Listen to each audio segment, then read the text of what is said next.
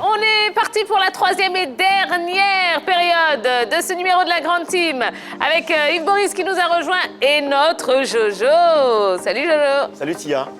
Ouais, attention, vous avez failli le mettre dans le vent, hein, celui-là. Ah oui, Bah, allez, on est en direct jusqu'à 22h, encore environ 20 minutes à passer ensemble, dans lesquelles nous allons parler des Coupes africaines interclubs. Les affiches sont connues, et oui, puisque ce lundi, la CAF a procédé au tirage au sort de la Ligue des Champions et de la Coupe de la Confédération.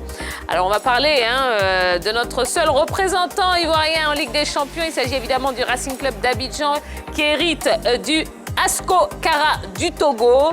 Est-ce que c'est l'adversaire idéal pour le champion de Côte d'Ivoire, Yves Boris? Il n'y a pas d'adversaire idéal en Coupe d'Afrique. Il faut juste être une équipe déjà préparée, prête pour aller à cette compétition. L'Asco Kara, quand même, c'est une formation qui a été créée en 1974. Elle a été 5 fois champion du Togo. La dernière, c'est en 2020, mais l'avant-dernière remonte à 2017. Donc, il y a quand même une longue période, une disette pour cette formation de l'Asco Kara, qui n'avait pas été champion. Je crois que l'équipe du Racing Club d'Abidjan devrait tout de suite là, être concentrée sur son sujet pour affronter cette formation. Il y a quand même un coup à jouer parce que les formations ivoiriennes ont toujours su réussir face aux équipes de la sous-région, notamment du Togo, du Bénin. Donc je pense que c'est une équipe du Racing Club d'Abidjan qui ne devrait pas s'inquiéter, mais attention à ne pas sous-estimer l'adversaire. Moi, je dirais que c'est un bon adversaire parce que, contrairement à ce que Yves Boris dit, c'est mieux de rencontrer l'Asco de Kara que de rencontrer Al-Ali ou Mamelodi Sundowns dès son entrée dans la compétition. Donc, c'est une équipe qui n'est pas beaucoup connue sur le plan africain, bien sûr, tout comme le Racing Club. Donc, c'est deux jeunes, je ne dirais pas deux jeunes formations, mais deux équipes qui vont peut-être découvrir cette compétition. Et ça fait un bon adversaire pour l'équipe de San Pedro. Les deux équipes ont quelque chose en commun. Elles ont été sacrées après 20 journées de championnat, notamment avant que la crise sanitaire ne débute. Quand on a vu les performances de nos derniers représentants en compétition africaine, je préfère partir avec une certaine prudence. On a été battu ici par la formation mauritanienne du Nouadhibou. On a vu des supporters se demander mais comment est-ce qu'une équipe mauritanienne peut battre les Ivoiriens en compétition africaine? Voilà. Donc aujourd'hui, qu'est-ce qu'on sait de cette formation de Kara? Moi, personnellement, pas grand-chose. Donc, il faut tout simplement y aller en n'omettant pas de respecter l'adversaire. Il ne faudrait pas se dire, comme c'est le Togo, c'est un petit pays de football, on va battre facilement et aisément cet adversaire. Il faut quand même aller avec ce principe de prudence dans cette confrontation. Et justement, avec l'arrivée de Claude Leroy, qui a vraiment redynamisé le football togolais, oui, absolument, avec pas mal de formations. Ouais. Il a vraiment apporté quelque chose au football togolais. Donc, j'ai tendance à être comme vous, à dire prudence. Ah oui, bien sûr, il faut être prudent. Il n'y a vraiment pas de petite équipe. La Coupe d'Afrique, comme très souvent, un certain président le disait, ça brûle. Vous pensez être supérieur à une formation et puis par la suite, eh bien, vous faites battre. Il a signifié, la formation de Nouadhibou a battu un géant de Côte d'Ivoire, un géant même, j'ai envie de dire, d'Afrique, qui était l'Africa Sport. Donc, prudence du côté de cette formation du Racing Club d'Abidjan. D'accord. Alors, comment Logosina Cissé, le président du RCA, a réagi à ce tirage au sort? Eh bien, Henri Jo, vous étiez avec Béatrice Nicole. Ah, petit chanceux. Ouais. Vous lui avez posé la question, mais voici ce qu'il a répondu. Je pense que déjà c'est un sentiment de joie en ce qui concerne le fait que on soit situé déjà sur ce notre sort. En ce qui concerne la date, la compétition est connue, l'adversaire est connu, la joie à ce niveau-là déjà. En ce qui concerne l'adversaire, je pense que c'est un inconnu. Nous aussi, nous sommes des inconnus dans cette compétition.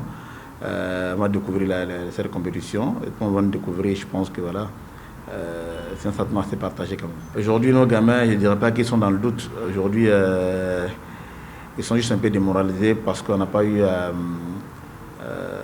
faire des matchs de championnat pour essayer d'équilibrer un peu notre équipe avant de pouvoir entamer cette phase-là. Donc du coup, aujourd'hui, je le déséquilibre à ce niveau-là, mais à côté, on fait des matchs amicaux, on s'entraîne dur, voilà. Mais aujourd'hui, sans une compétition réelle pour s'évaluer, je ne pourrais pas dire mentalement ils sont forts. Aujourd'hui, c'est un peu compliqué.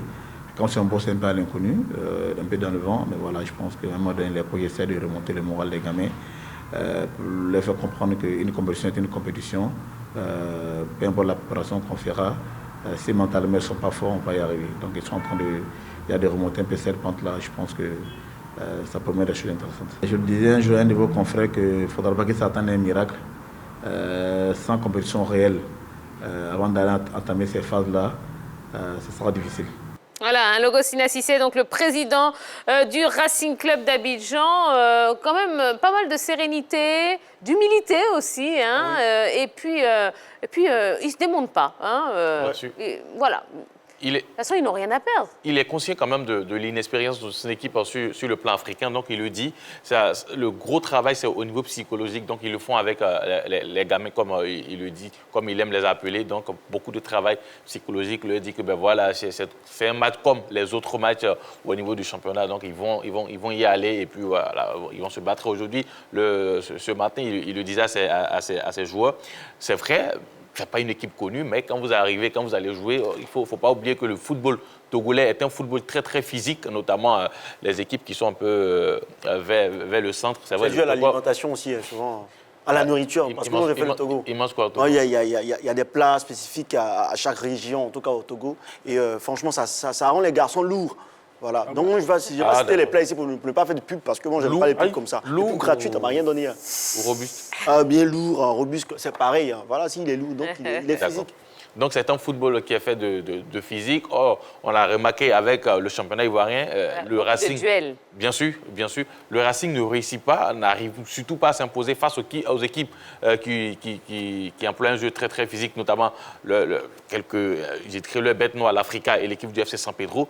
Donc, c'est une équipe il va falloir bien se préparer. Et d'ailleurs, en ce qui concerne, je dirais, ce match à venir, ils ont un match amical le samedi face à l'équipe du FC San Pedro, qui, à elle, sera le représentant ivoirien du côté de la Coupe CAF.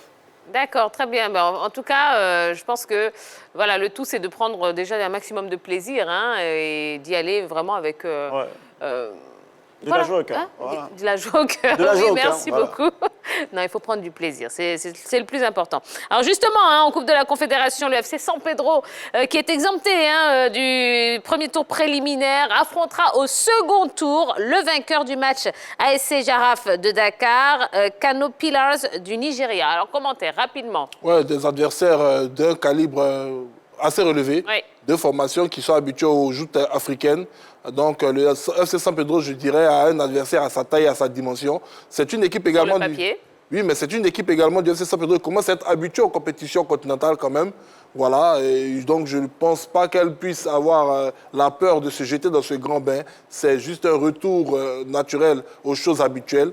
Et on attendra de voir ce que cela va donner à l'issue de cette opposition entre Kano Pillars et le Jaraaf de Dakar. D'accord. Le FC San Pedro n'a pas à s'inquiéter. C'est vrai qu'elle va rencontrer quand même des formations qui ont plus ou moins déjà joué la Coupe d'Afrique par le passé. Maintenant, elle a un vécu qui est très intéressant, cette formation du FC San Pedro. Elle est bien organisée, elle a fait de très bons recrutements, elle est un bon entraîneur qui commence à comprendre un peu les joutes africains. Et elle a surtout disputé la phase de groupe hein, de la Confédération. On va dire qu'elle a Confédération. Donc là, l'expérience commence à arriver, l'expérience commence à venir. Et donc, on espère que cette fois-ci, elle va aller jusqu'au bout. D'accord, très bien. Allez, dernière séquence de l'émission. Oui, hein, on va s'amuser un petit peu, hein, on va déconner. Bah oui, c'est important en fin d'émission. C'est parti.